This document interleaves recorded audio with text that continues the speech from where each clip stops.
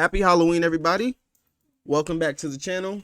It's your boy Zoe with No Days Off here to bring you that NBA slate breakdown for the 3-game NBA slate we got today. Surprisingly, we only got 3 games, but after a big 11-game slate yesterday, I'm thankful just to have some ball being played once again. As you guys can see on the screen, last night was actually a pretty good night over there for our props. Went 9-10 on the NBA slate. Knew it was only a matter of time before hopefully this is the start of a good roll, a good run for us over here with our props, especially for the NBA, and hopefully better things are to come also with the DFS side as more data is coming in. Finally able to get data, look at stuff, be able to pinpoint props and stuff that I'm liking.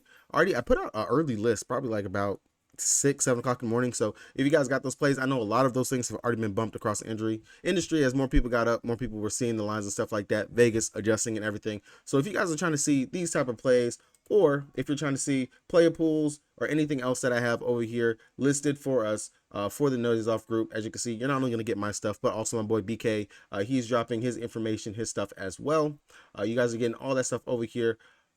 Just check the link down in the description below for the subscription for the Patreon, and you guys will get that. All right. Quick recap for yesterday. Was not a bad slate, of course. As always, you got to listen. You got to watch it for the news up to lock. We got news that Kyrie was going to be out, so Luka kind of was a smash spot, a lock. Dropped another 70 burger. And again, in the winning lineup for him to go ahead and take down 100K over there on DraftKings.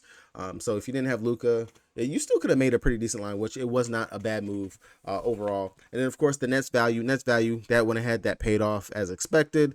And overall, it was an interesting slate, especially once the news came out for the what team was that? For the Pelicans, in regards to who's going to be out for them and all that stuff. But nonetheless, not bad. 11 games. Kind of a GPP shot in the dark unless you can pinpoint and get everything down right. But we're back at it again to go ahead and try to get it done tonight. Looking at injury reports, of course, another slate where we have to pay attention to injury news. That is typically the case with the NBA whenever it comes down to, you got to pay attention to injury news, got to pay attention to what's going on out here in regards to if players are in and out and whatnot. So starting with it, New York looks like they got a pretty clean sheet in regards to who's going to be playing. No news for them. For Cleveland, we have to pay attention to the Karis LeVert and Donovan Mitchell. Both of them were at practice today, so it is still to be seen whether or not if they're going to be playing. They will still be without Darius Garland, Ty Jerome, Ricky Rubio, and Jerry Allen are all going to be out. So we definitely want to know that news in regards to if Donovan Mitchell is going to be playing or not, if he's going to be in or out. Over here for the San Antonio side, we have no news over here to report for them. Looks like everyone is good. Should see Wemby, Zach Collins, Keldon Johnson, Devin Vassell, and Jeremy Shohan. All those guys should be good to go and playing for today. And then over here for the Phoenix side, we already got news that Bradley Beal, he was going to miss again with that back. Booker, he's already been ruled out with his foot. So nothing new in regards to that. We've kind of already seen this for 2 out of the 3 games for the Suns, so we know how this is going to go. For Orlando, we got news recently that Jonathan Isaac, he is going to be missing tonight. They are going to be resting him, but everyone else is expected to play. The Orlando Magic are the only team that is on a back-to-back today. So we do have that. Back-to-back as they played yesterday. A couple of these teams, they will be playing tomorrow. And then for the Clippers, if you guys don't know, and if you guys can't tell by the thumbnail, we got the Harden trade. It finally went down. I personally think that the Clippers got worse. No, I'm not going to say that. The Clippers didn't get worse. If they can make it work with Harden joining them, the likes of Paul George, Kawhi Leonard, Russell Westbrook over there in regards to it, if they can make it work, if it works, if Harden buys into the system, I think that the defense that you can get with Kawhi Leonard and Paul George will make a difference in regards to if Harden has lapses on his defensive side, or maybe Russ. We know Russ, he isn't the best defender, but Russ can defend as well. Hopefully Harden buys in and can lock in on that side, because that's one of the things that the Clippers had going for them is their defense, that identity that they have. And honestly, just the ball movement, the fluidity, and the pecking order of knowing who's at the top, who's the alpha. And that's between Paul George and Kawhi Leonard on any given night, between those two. And hopefully Harden, he can slide right in and can fit in that role, and it's not too much of the ISO possession type things. That's what I'm really just worried about with Harden coming over. But yeah, what do you guys think about the Harden trade? Definitely let me know down in the comment section. Do you think the Clippers got worse? Do you think the Clippers got better? And what do you think about Philly for the fact that finally Harden, he got his wish, he got what he wanted, and he is out of there? Definitely, I think Philly has already shown that they're good. They didn't need Harden. Tyrese Maxey is ready to take over the keys. He's looked pretty great throughout the preseason and throughout the regular season so far. Joel Embiid, if he can stay healthy in that Nick Nurse system, should be fine. I definitely feel like Philly, of course, is going to make the playoffs. Not sure how far of a deep run they got, especially with likes of the Bucks and Boston out there in the East, but definitely going to be interesting to see how that shakes up. The West, it's a powerhouse once again because you got Golden State. They're moving their chips. The Sun, they moved their chips in when they traded for Bradley Beal. You got Booker and KD, all that paired up. And then, of course, now we have the Clippers with this powerhouse, and they are really pushing it in to try to win that chip. And then we can't forget about the defending champs in the Denver Nuggets. So definitely a lot going on out here in the West. All right. But besides that, talking about the trade, a lot of players went out in that trade, and we do have some game time decisions and things that we have to pay attention to for this right here. In regards to the Clippers, the biggest thing for their starting lineup is the fact that Zubac is a game time decision. We got to know if Zubac is going to be in or out, because if he's out, then Mason Plumlee should realistically slide into the starting lineup and play that center role, which, if you guys do know, Plumlee is a great fantasy point per minute producer when he's on the court. Outside of that, we got to pay attention to Norman Powell, who does play a pretty significant role off the bench and will be needed more, especially for the fact that you just recently traded out and got rid of Marcus Morris, Robert Covington, and Nicholas Batum, which was kind of your backup forwards that you had playing in those roles right there for them. Right now, they have Amir Coffey slid into the starting lineup. Of course, I would imagine that his usage will be low, considering that you're playing with Paul George, Kawhi Leonard, and Russell Westbrook. But as a value play, a possible value play that we can get on Slate, definitely are going to have to look at what the Clippers roll out there, because I would expect a tight 7 to 8 man rotation possibly for the Clippers in a game they should win going up against the Magic. But the Magic, they went toe-to-toe with the Lakers last night. They definitely could do the same thing here, considering they don't have to travel. They're sitting right there in LA, still going to be playing against the Clippers tonight. So really interesting to see how that's going to break down. All right, heading over to DraftKings, the site that I play the most on, the site it hasn't given us our big win yet for the season, but we are definitely going to get there. If you guys do not have an account yet over here on DraftKings and you want one, check the link down in the description below so you guys can get that deposit match bonus and join me over here on the King. Starting out with the New York Knicks taking on the Cleveland Cavaliers. Remember, New York was a team that knocked out Cleveland last year. Cleveland, they talked a little bit about getting a get back, but we'll see if they actually get that. For me, for Cleveland, looking at it, it's going to be Julius Randle and Brunson. Both of them really do like the price tag on Brunson. We finally had that Brunson game last game out. Went out there, he dropped, well, not the last game out. My bad. The game before that, where he went out against Atlanta, dropped 45.25 fantasy points. This is definitely a spot where we can see him bounce back and have another really great game in regards to putting up another possible 40 burger. Looking at his props and his lines, they look really good, really juiced for the over on that. I would expect pretty good things for Brunson here. And then the same thing for Julius Randle. We haven't had the big Julius Randle game, and I say that because he's not shooting all that well, but he's still scoring pretty decently in regards to what he's putting up, and it's really due to the fact of the peripheral stats in regards to him getting his rebounds and getting those assists with his with the playmaking. So if Julius Randle can actually knock down the shots, definitely get some more going from three, and be more efficient from the field, I know Julius Randle, he can go out there and drop at least a 50 burger out there, and especially considering the matchup that he should actually have in regards to there is no Jared Allen, you're having Evan Mobley technically play the 5. That lineup definitely could be some it could take a beating with Julius Randle and Mitchell Robinson playing both those guys down low. That should be very interesting out there going up against the Cavs, who normally we know they are a big team. Outside of that, RJ Barrett always going to be a GPP play for me in regards to it, because he is technically the third fiddle whenever it comes down to those two. Those two hold most of the usage. If you can peg the correct game for RJ Barrett, which I don't think today is going to be the day, but of course, that's why he's going to be lower owned than the 3. If you want to play the ownership game, take whoever out of these 3 is the lower ownership. That's how you can get leverage on the slate. Definitely could vault you up to the top of a GPP winning line. I might actually do that in one line tonight just to get different, since it is a very small 3-game slate. Outside of that, Mitch Robinson, I do like the price point and the tag for him. Center's going up against Cleveland. If you look at it, Chet, the block upside that he had in that game going up against Cleveland, definitely feel like that's going to be there for Mitch Robinson in this exact same spot. And if you look at it, Miles Turner went out there, had a really great game going up against Cleveland as well, dropped 41 fantasy points. Chet Holmgren, he dropped 53. Nick Claxton, in his game going up against Cleveland, only dropped 27 fantasy points, but still not bad. I'll say not bad. So definitely feel like this is a spot we could possibly see Mitch Robinson stack up the blocks as long as he keeps himself out of foul trouble. And at that 5-1 price tag, that's some very good value that we can get when it's a very limited stud type slate. But definitely the value is going to be there taking a player like Robinson. Outside of that, Josh Hart, Quentin Grimes, Dante DiVincenzo, you could roll a dice, pick whichever one you want to actually pick. But it's mainly going to be between Julius Randle, Jalen Brunson, and definitely have a lot of interest in Mitchell Robinson over here on that side.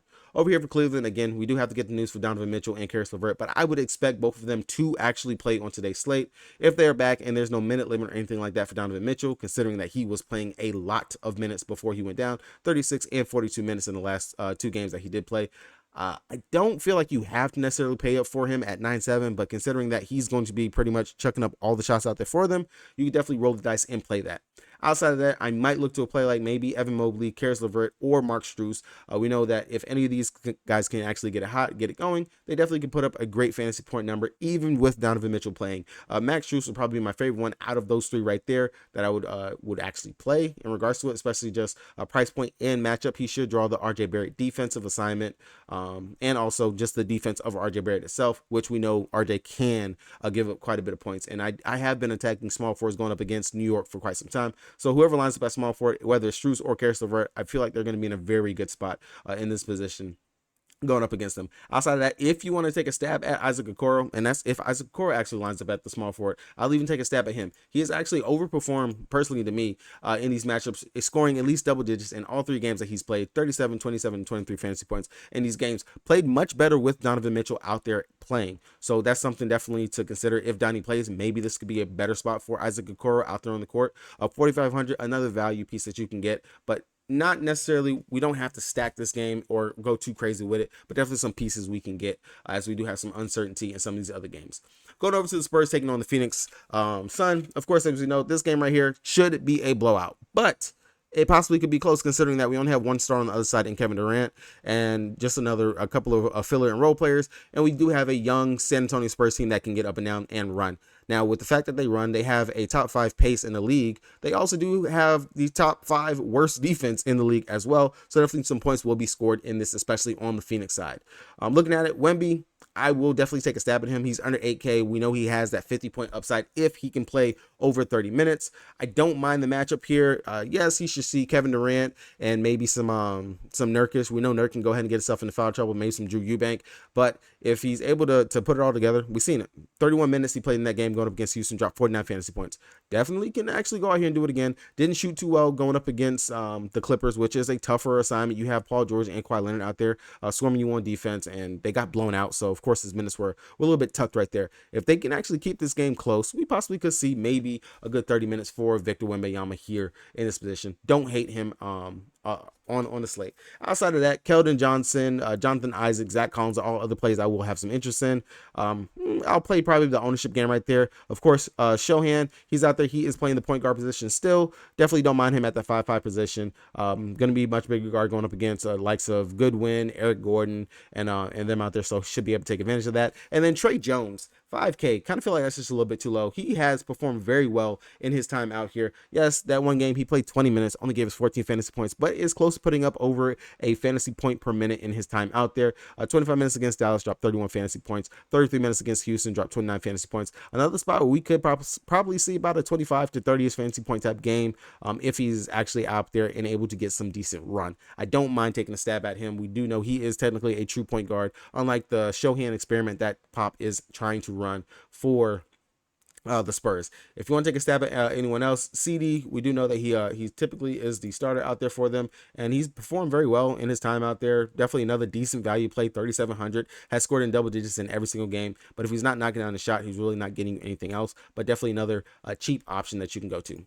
Over here for the Phoenix Suns, you already know that Kevin Durant is going to be the highest owned stud on the slate because he is pretty much the stud of the slate. Sitting at 10-5, it's kind of like the first slate where we had Giannis, we had Dame, we had just everyone was underpriced. KD, LeBron, all those guys were underpriced in on that slate, and it's kind of the same thing now. We have Kevin Durant underpriced for the role that he's going to be playing in the matchup that he has today. He should theoretically smash. Now, the only thing that I kind of worry about is possibly of the blowout. The fact that he possibly could see limited minutes or not have to do as much if other players are able to actually get it going. As you're seeing in the game going up against Utah, 126 to 104 win. Played 29 minutes, the lowest minutes that he had to play in any of the games. He played tough going up against Golden State, played tough going up against LA, didn't have to do that much going up against Utah. That's my worry here with Kevin Durant.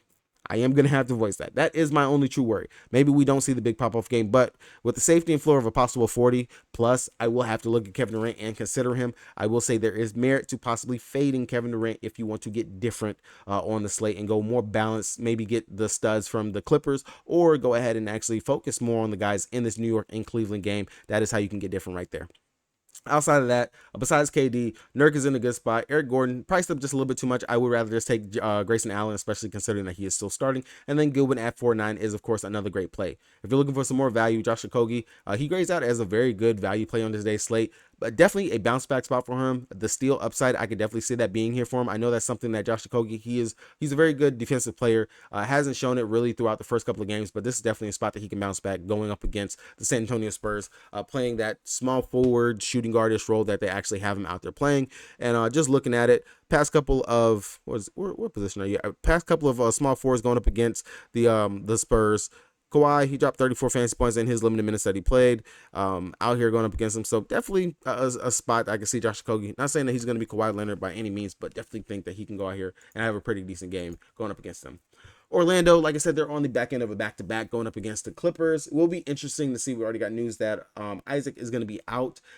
For them, again, I will continue to say it, France is better than Paolo. Paolo went out there and had a stinker of a game going up against the Lakers. Kind of to be expected, 22.25 fantasy points, and now he's going to have another tough matchup going up against Kawhi Leonard or the defensive Paul George.